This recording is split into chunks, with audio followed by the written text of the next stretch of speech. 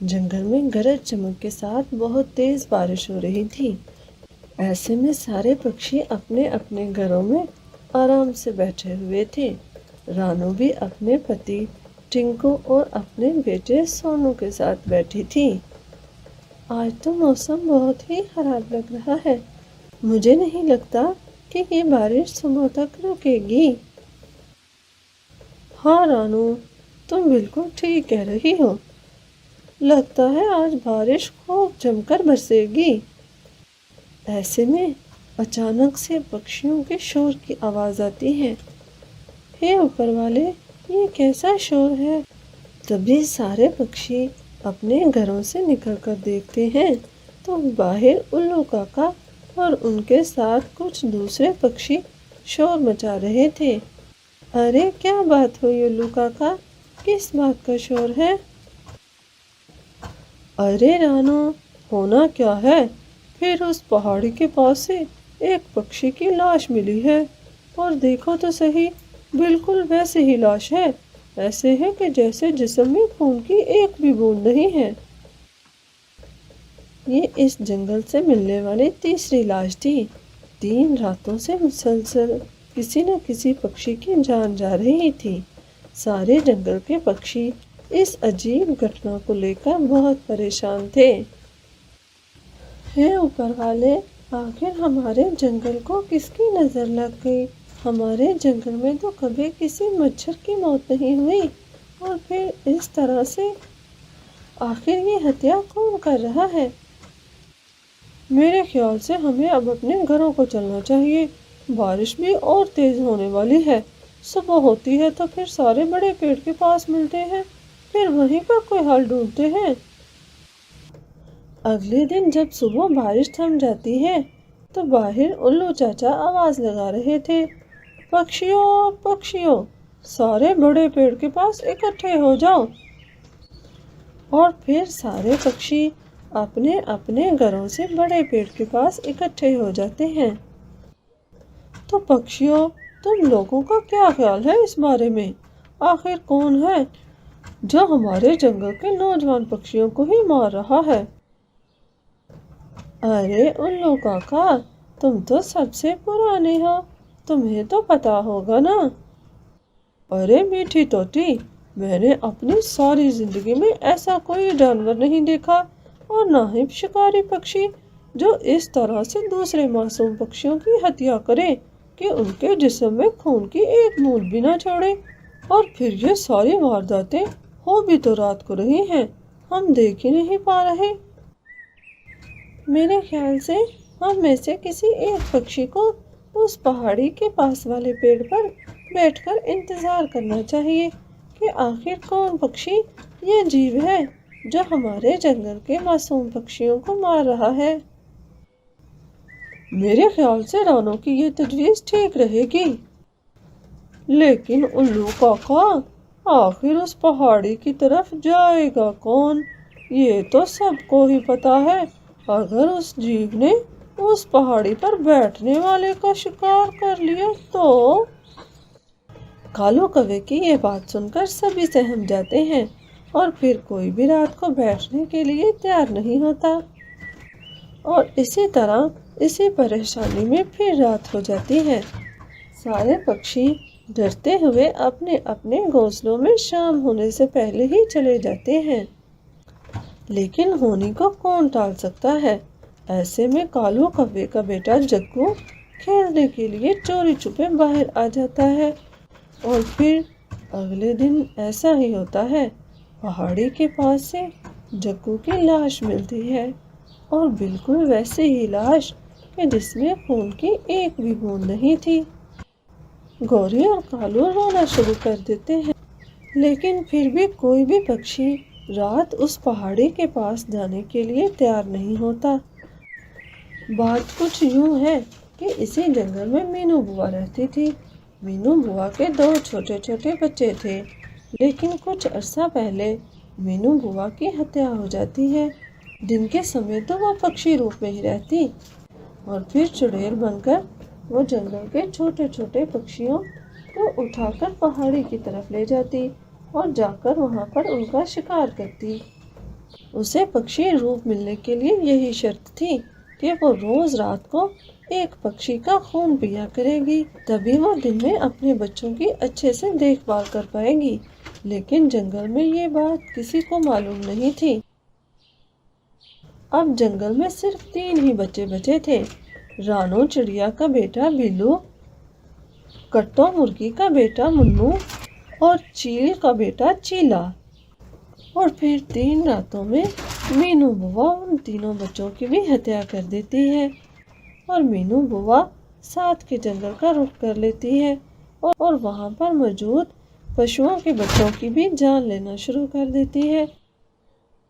ایسے میں مینو بوا اپنا گھونسلہ پشو کے ہی جنگل میں بنا لیتی ہے تاکہ اسے روز دور سے نہ آنا پڑے۔ پیارے دوستو، آپ ہماری ویڈیو کو لائک نہیں کرتے ہیں اور نہ ہی چینل کو سبسکرائب، پلیز ہمارے چینل کو لائک اور سبسکرائب کرنا مت بھولا کریں اور کمنٹ میں نیچے اپنا پیارا سا نام بھی لکھا کریں۔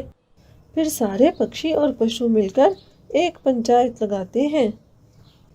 دیکھو پیارے دوستو، اس میں ہم کب تک ڈرتے رہیں گے؟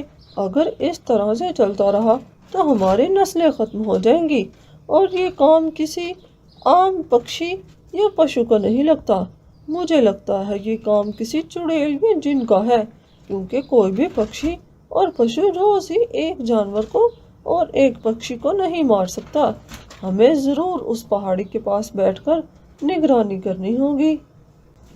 مینو بوا جب یہ بات سنتی ہے تو اس کے تو ہوش ہی اڑ جاتے ہیں، لیکن پھر بھی راجا جی کی یہ بات کہنے پر بھی کوئی بھی پشو اور پکشی اس پہاڑی کے پاس بیٹھنے پر تیار نہیں ہوتا، کیونکہ جان تو سب کو پیاری ہوتی ہے۔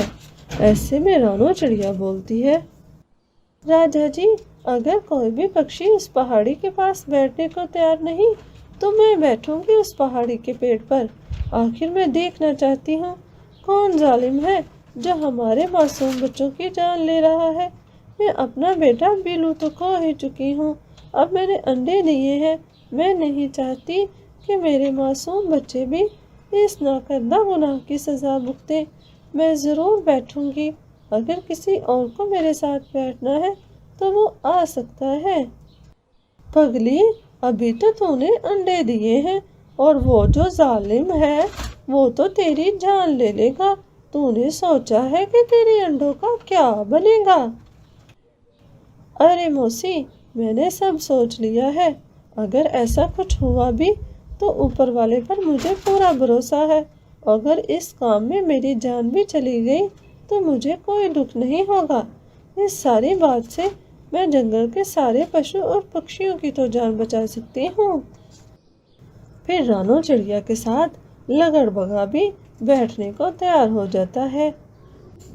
اگر آج رات میں نے کسی پکشی یا پشو کا شکار نہیں کیا تو میں تو دن میں اپنے بچوں کی دیکھ بھال بھی نہیں کر پاؤں گی۔ اور پھر رات ہونے پر لگڑ بگا اور رانو چڑیا پہاڑی کے پاس والے پیڑ پر بیٹھ جاتے ہیں۔ لگڑ بگا نیچے بیٹھتا ہے اور رانو چڑیا پیڑ کی ڈال پر۔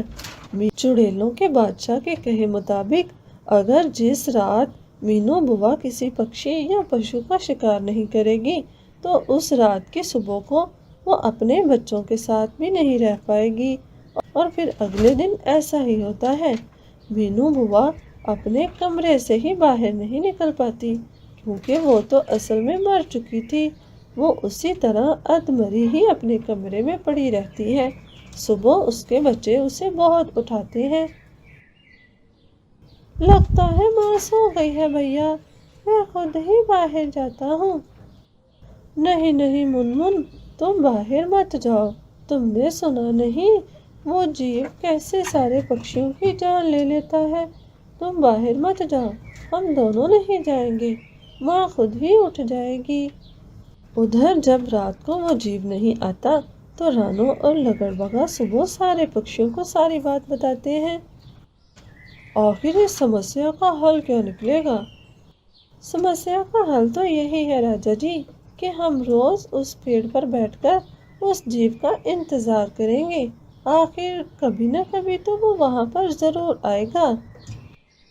اسی طرح کافی دن بیت جاتے ہیں۔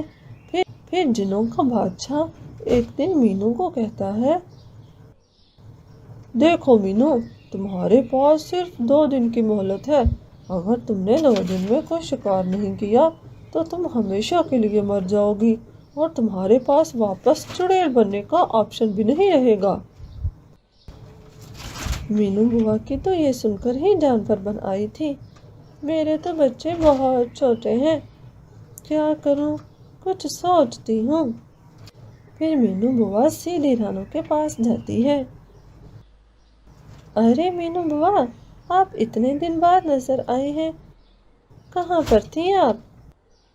वो मेरी सेहत कुछ ठीक नहीं थी रानो, आज भी मैं तुझसे यही बात करने आई हूँ।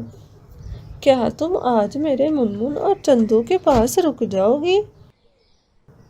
मुझे अपनी माँ की तरफ जाना है। वो मैं रुक तो जाती मीनू बुआ, लेकिन आपको तो पता है ना, मैं वो पहाड़ी के पास। हाँ हाँ मुझे पता है, लेकिन क्या तुम मेरे लिए इतना भी नहीं कर सकती? फिर रानो मीनू बुआ के कहे पर उनके घर चली जाती है और मीनू बुआ रात को मौका पाकर ही फिर एक पशु की जान ले लेती है। रानू को मीनू बुआ पर पहले से ही थोड़ा सा शक था। वो घर आकर बिल्लू से सारी बात करती है। अरे नहीं नहीं रानो, मीनू बुआ एक अरसे से हमारे साथ रह रही हैं, तुम ये कैसी बातें कर रही हो? देखिए, मैं ऐसा जानबूझकर नहीं सोच रही, आप खुद ही तो सोचिए ना। आज ही मीनू बुआ ने मुझे कहा और आज ही एक पक्षी और आज ही एक पशु की जान चली गई। और फिर रात को जब मैं बच्चों के पास रुकी तो वो बहुत अजीब बातें कर रहे थे कि उनकी माँ कई दिन तक उठ ही नहीं पाई, अपने घोंसले में बेसुध पड़ी रही। अच्छा, अगर ऐसा है तो फिर मेरी बात गौर से सुनो। फिर बिल्लू रानू को अपना प्लान बताता है और फिर अगले दिन शाम होने से पहले ही रानू मीनू बुआ के घर उनके बच्चों की देखभाल के लिए चली जाती है। उधर से मीनू बुआ पेड़ों में छुपकर ये सब देख रही थी। जैसे ही रानू उनके घर जाती है, वो दोबारा से शिकार पर निकल जाती है। लेकिन आज उस पेड़ पर बिल्लू छुप कर बैठा था। इस बात से मीनू बुआ बिल्कुल बेखबर थी। और फिर जैसे ही बिल्लू देखता है तो मीनू बुआ एक चूहे के बच्चे को लाकर उसका शिकार करती हैं। ये सब देखकर बिल्लू के होश उड़ जाते हैं। फिर वो सारे उल्लू चाचा को ये बात बताते हैं। अगर कोई पक्षी अपने मरने से पहले जिन्नात को याद कर ले तो वो उसकी एक ख्वाहिश को पूरा कर देते हैं। मुझे लगता है मीनू बुआ का भी कुछ ऐसा ही चक्कर है। हमें आज रात ही उस पहाड़ी के पास आग लगाने का इंतज़ाम करना होगा। जैसे ही मीनू बुआ वहाँ पर पहुँचेगी, हमें वहाँ लकड़ियों को आग लगा देनी होगी। इससे उनकी चिता जल जाएगी और फिर उनको सुकून आ जाएगा। और फिर सारे पक्षी दिन में खूब सारी लकड़ियाँ और घास फूस उस पहाड़ी के पास इकट्ठा कर लेते हैं। शाम को जैसे ही मीनू बुआ वहाँ पर आती है, वो चोरी छुपके आग लगा देते हैं। मीनू बुआ को वहाँ से फरार होने का मौका ही नहीं मिलता और फिर वो मरते मरते सारी बात बता देती हैं। दोस्तों, अगर आपको हमारी कहानी पसंद आई है तो चैनल को लाइक, सब्सक्राइब और शेयर करना मत भूलिएगा। तो मिलते हैं किसी अगली कहानी में। तब तक आप हमारे चैनल को सब्सक्राइब कर लें। रानू चिड़िया अपनी सुतीली माँ और बहन के साथ एक जंगल में रहती थी। रानू की माँ का बचपन में ही इंतकाल हो चुका था। उसकी सुतीली माँ टोनी उस पर बहुत जुल्म करती थी। उसके पिता बबलू उसकी अक्सर ये हालत देखकर रोया करते थे। मेरी बेटी, मुझे माफ़ कर दो, मैं तब बहुत मजबूर था। जब तुम्हारी माँ मुझे छोड़कर इस दुनिया से चली गई, तुम बहुत छोटी थी। मैंने बाकी सब रिश्तेदारों के कहने पर दूसरी शादी तो कर ली, लेकिन मुझे नहीं पता था कि ये औरत इतनी जालिम होगी। नहीं पिताजी, आपको माफ़ी मांगने की कोई ज़रूरत नहीं है। میں جانتی ہوں، میں آپ کی بات اچھے سے سمجھتی ہوں، آپ مجھ سے پیار کرتے ہیں نا، میرے لیے یہی کافی ہے۔ رانو بہت سندر تھی، جبکہ اس کی ستیلی بہن سارا دن آرام کرنے کی وجہ سے موٹی اور بھدی ہوتی جا رہی تھی۔ ٹونی کو یہ بات بھی بالکل برداشت نہیں تھی کہ رانو اس کی بیٹی سے زیادہ خوبصورت ہے۔ منحوس لڑکی، جب سے میری زندگی میں آئی ہے میری تو زندگی ہی خراب ہو گئی ہے۔ چل دفع ہو، جا کر میری بیٹی کے لیے ناشتہ لے کر آ، اور ہاں، سبھی پھل تازہ ہونے چاہیے۔ ماں، میں ابھی صبح ہی تو پھل لے کر آئی تھی۔ اچھا، تو اب مجھ سے حساب بھی مانگے گی؟ میں کہتی ہوں میری نظر سے دور ہو جا، ورنہ ایک لگاؤں گی۔ کیا کر رہی ہو ٹونی؟ کیوں بلا وجہ اس کو مار رہی ہو؟ ٹونی، پنکی سے کہو ذرا اٹھ کر میرے ساتھ چلے، جنگل سے لکڑیاں کاٹ کر لانی ہیں، صبح جا کر بازار میں بھی تو بیچنا ہے، اگر بیچیں گے نہیں تو کھائیں گے کہاں سے؟ کیا میری بیٹی کیوں جائے؟ میری بیٹی تو بالکل شہزادیوں کی طرح ہے، وہ کوئی کام نہیں کرے گی، تم اس رانو کو لے جاؤ نا۔ رانو تو بیچاری صبح سے کام لگی ہے، سارے گھر کا کام وہی تو کرتی ہے، تم پنکی سے کہو، ویسے بھی وہ سارا دن آرام کرتی رہتی ہے، موٹی ہوتی جا رہی ہے۔ کیا موٹی؟ اگر آئندہ میری بیٹی کو ایسا کہا تو تم دونوں باپ بیٹی کو گھر سے نکال دوں گی، اور اب جاؤ یہاں سے، میری بیٹی نہیں جائے گی، وہ تو کسی محل میں جا کر راج کرے گی۔ پتا جی، آپ پریشان مت ہوں، میں آپ کے ساتھ چلتی ہوں۔ نہیں رانو بیٹی، تم رہنے دو، میں خود ہی لے آؤں گا۔ نہیں، میں آپ کے ساتھ چلتی ہوں، آپ کی طبیعت مجھے کچھ ٹھیک نہیں لگ رہی۔ ببلو جنگل میں لکڑیاں کاٹتا تھا اور ٹونی ان لکڑیوں کو جمع کرتی تھی۔ آج شام کو جب وہ جنگل میں لکڑیاں جمع کر رہی تھی تو اسے ندی کنارے ایک انڈا نظر آتا ہے۔ ارے، یہ انڈا کس پکشی کا ہے؟ ہمارے جنگل میں تو اتنا بڑا انڈا پہلے کبھی نہیں دیکھا گیا۔ وہ اپنے پتا جی کو بلاتی ہیں۔ پتا جی، ادھر آئیے۔ ببلو بھی وہاں پر آ جاتا ہے۔ ارے باپ رے، اتنا بڑا انڈا! ہاں نا، ہمارے جنگل میں تو ایسا انڈا نہیں ہے، پتہ نہیں لگتا ہے دریا کے پانی میں بہہ کر آ گیا ہے۔ پتا جی، کیوں نہ ہم اسے اپنے گھر پر لے جائیں؟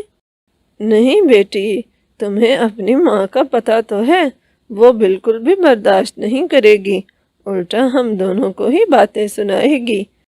اچھا، تو پھر میں اس انڈے کو یہیں کسی پیڑ میں چھپا دیتی ہوں۔ وہیں پر ایک پیڑ کے اندر سوراخ تھا، ٹونی اس انڈے کو وہیں پر رکھ دیتی ہے، پھر وہ اپنے پتا جی کے ساتھ آ جاتی ہے۔ اسی طرح اگلے دن جب پھر وہ اپنے پتا جی کے ساتھ لکڑیاں جمع کرنے جاتی ہے تو وہ اس انڈے کو دوبارہ دیکھتی ہے۔ آج اس انڈے میں کچھ دراڑیں پڑ رہی تھیں۔ لگتا ہے اس انڈے میں کوئی بچہ ہے جو جلد ہی باہر آنے والا ہے پتا جی۔ ہاں بیٹی، لیکن ہم کیا کر سکتے ہیں، ہم تو مشکل سے دونوں اس گھر میں گزارا کر رہے ہیں، ہم اس کو کہاں لے کر جائیں گے، تم اس کا پیچھا چھوڑ دو بیٹی۔ لیکن پتا جی، پتہ نہیں یہ کس پکشی کا ہوگا۔ اچھا چلو چھوڑو، آؤ گھر چلتے ہیں۔ اسی سمسیا میں ساری رات ٹھیک سے نیند نہیں آتی۔ اگر وہ بچہ انڈے سے باہر آ گیا تو وہ کتنا پریشان ہوگا جب وہ اپنے آس پاس کسی کو نہیں دیکھے گا۔ اتنے چھوٹے بچے کو تو کوئی بھی نقصان پہنچا سکتا ہے، ویسے بھی وہ جنگل تو بہت گھنا ہے، وہاں پر سانپ اور دوسرے زہریلے جانور بھی رہتے ہیں، مجھے کچھ کرنا ہوگا۔ پھر وہ سب سے نظریں چھپا کر رات کو ہی اس جنگل کی طرف نکل جاتی ہے۔